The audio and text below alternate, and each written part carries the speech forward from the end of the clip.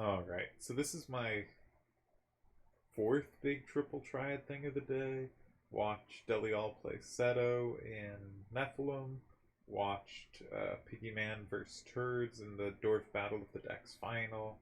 Played my own Nephilim semifinal, where I think I played well, but like my brain wasn't working. And so I ended up those times when you're split between two moves and you go one way? Every time I went one way, it just happened to be the right decision, or at least a decent decision, and everything else I was tempted to do was just god awful. One of those days. Anyway, that said, this is going to be the last video of the year. It's going to be the power rankings. A lot has happened this year.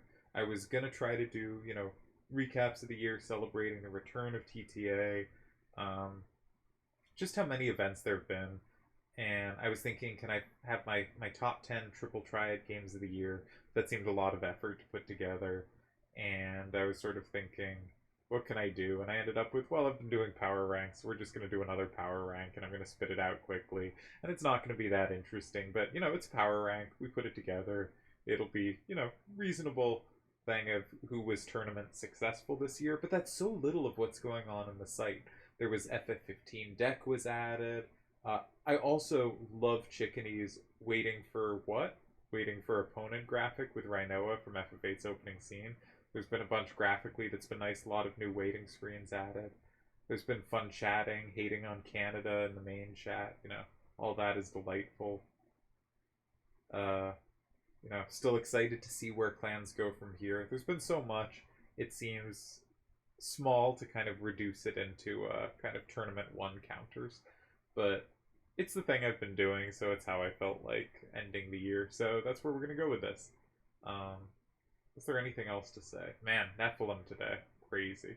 The Delial Seto match. Never have I seen the like. If you don't know what happened there, video coming soon, but Jesus, very strange stuff.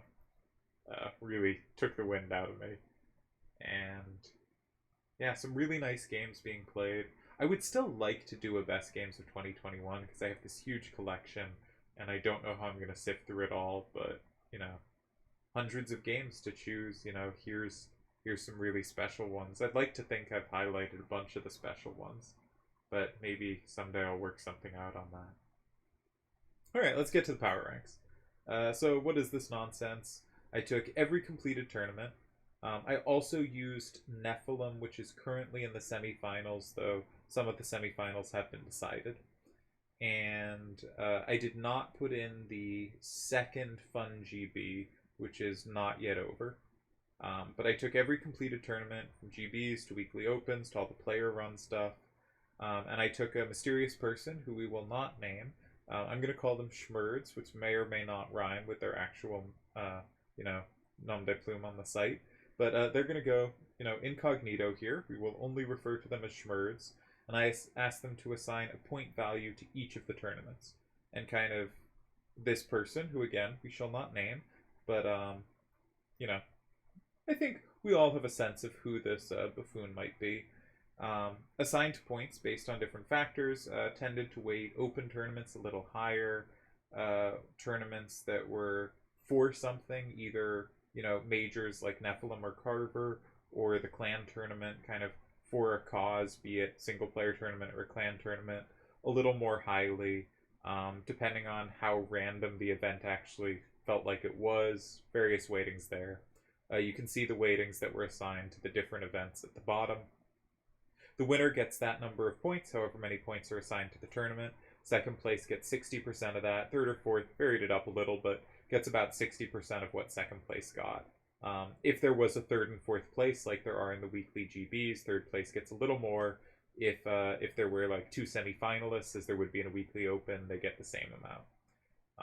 Then I added everything up, and the winners just who got the most points. I did not know who was going to win before I went in, though, if I had guessed, I think I would have gotten it right.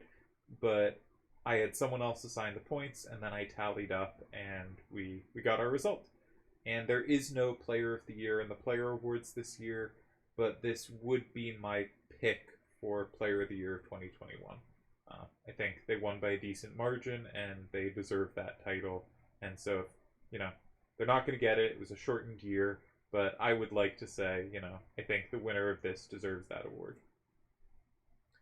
So if you don't like these rankings or you think this is a stupid system, who should you blame? Very important.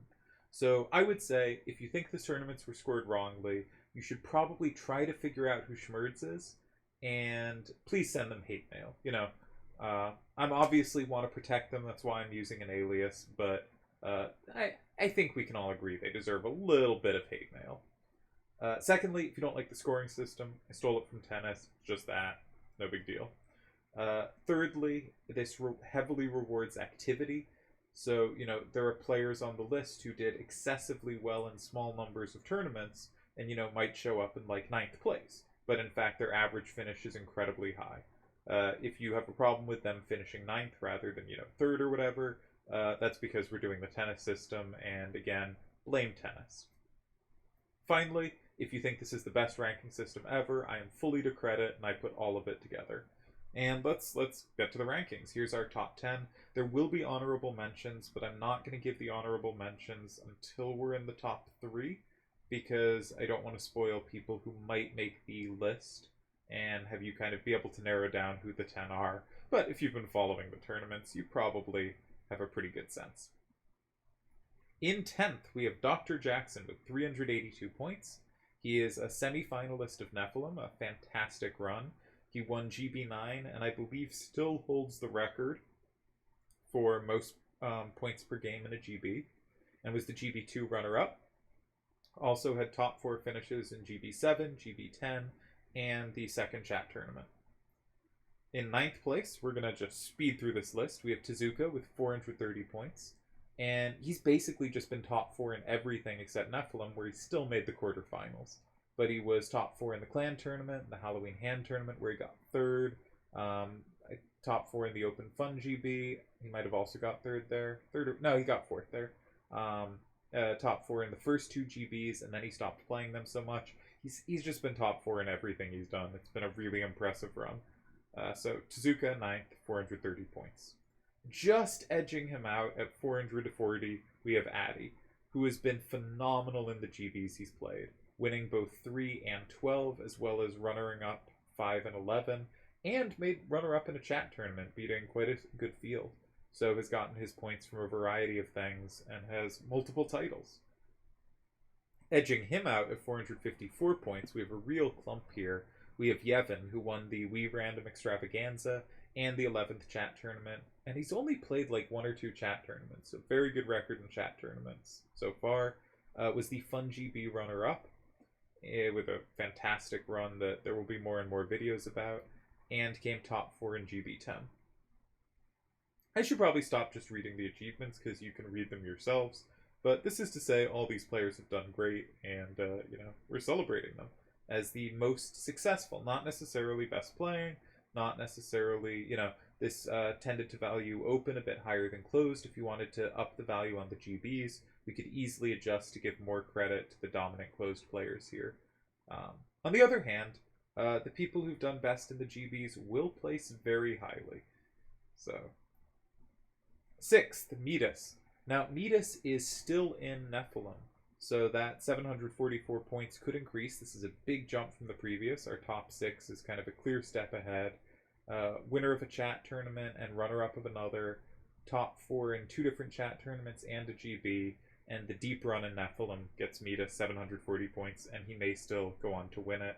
I, of course, partially because I'm in it, but am rooting for Midas to lose so that he can tie Chickeny's record for most finals without becoming a champion.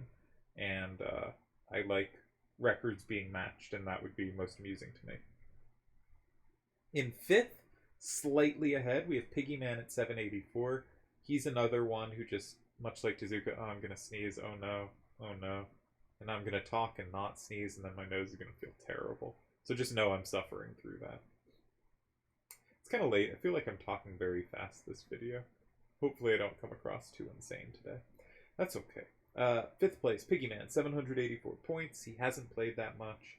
He was in the quarterfinals of Nephilim. He won the Spid Reunion, and then he has basically runner-up to every tournament that had hands.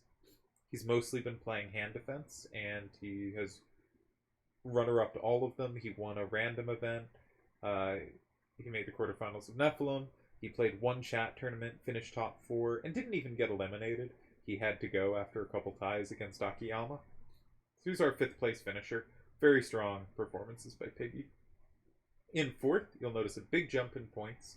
We have Turds at 1207 points. He won Carver, which got him a big pile of points. And it was only the final, which is why we weighted it significantly lower than Nephilim. But we still weighted it quite high, got a ton of points. He won Dorf's Battle of the Decks tournament. He won the first GB, which got a few extra points because it was basically twice as many games as a normal GB would be, and also had much bigger rewards in a big field. He runner-up to the Spid Reunion. He beat Piggy in Battle of the Decks. He lost to Piggy in the Spid Reunion. He also runner-up to another GB, another chat tournament, has a bunch of top 4s. Very good showing by Turds, and became a 2-time winner in the Return of the Site. So, if there's one player who got, a lot out of the Return of the Site, it might just be Turds. Before we get to the top 3, we have honorable mentions. These are people who got at least 150 points. I put them alphabetically. Some of these didn't play very much, some of these played a bunch, but all of them got at least 150 points in this format. I thought that was an achievement worth crediting. So we have Aesula, Blizzard, Chickeny, Crescent, Dalamar, Doomtrain, Fusion Cloud, Scythe, Seto, Sir Smokes, Vialva, and Zoom. And on to our top 3. In 3rd place, though, depending on the results of Nephilim, could move into 2nd. And some would say will. We have Delial at 1,234 points. He's a semi-finalist in Nephilim. We'll see where that goes. That was, again, very contentious today. Contentious is the wrong word, but we'll stick with it. He has won 2 GBs, as many as anyone. He's won a chat tournament. He's also been runner-up in 2 more GBs, another chat tournament, and Wii's Extravaganza. And if you look at that bottom thing of just how much he's top 4'd, there have been 12 GBs, right?